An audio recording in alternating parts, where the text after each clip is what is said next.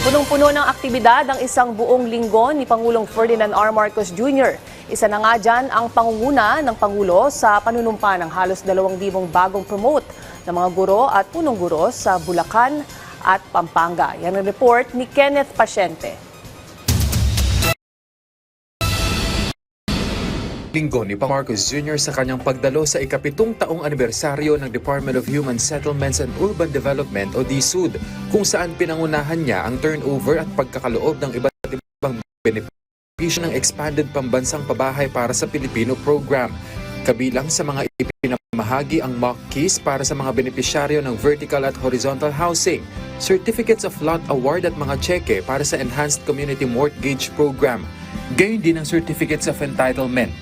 Ayon sa Pangulo, mula Hulyo 2022 hanggang Enero ngayong taon ay nakagawa at nakapagpondo na ang pamahalaan ng higit 423,000 housing units habang patuloy ang pagsisikap na maabot ang mga susunod na target. Malugod ding tinanggap ng Pangulo ang mga delegado ng ika-42 Annual Joint Meeting of the Economic Cooperation Committees ng Japan at Pilipinas sa isang courtesy call sa Malacanang. Sumentro ang pagpupulong sa pagpapalawak ng kooperasyon sa larangan ng kalakalan, infrastruktura, turismo at human resource development. Binigyang diin na magkabilang panig ang kahalagahan ng paglikha ng trabaho at pangmatagalang paglago ng ekonomiya.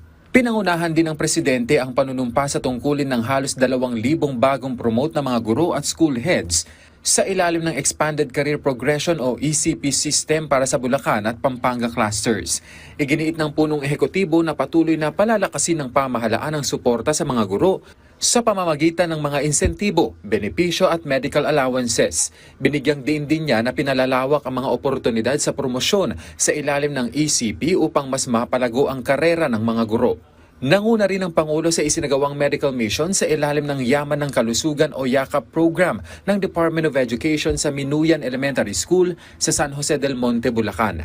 Layon ng YAKAP program na palakasin ang kalusugan at kapakanan ng mga guro, kawani at mag-aaral, katuwang ang Philippine Health Insurance Corporation o PhilHealth. Kabilang sa mga serbisyong ibinigay ang Vital Signs Assessment, ECG, cholesterol at blood sugar testing, urinalysis, X-ray, CBC, ultrasound, medical consultation at libreng gamot. Ayon sa Pangulo, inilunsad ang Yakap Caravan upang mailapit ang serbisyong medikal sa mga guro na madalas mapabayaan ang sariling kalusugan dahil sa dami ng tungkulin. Kenneth Pasyente, para sa Pambansang TV, sa Bagong Pilipinas.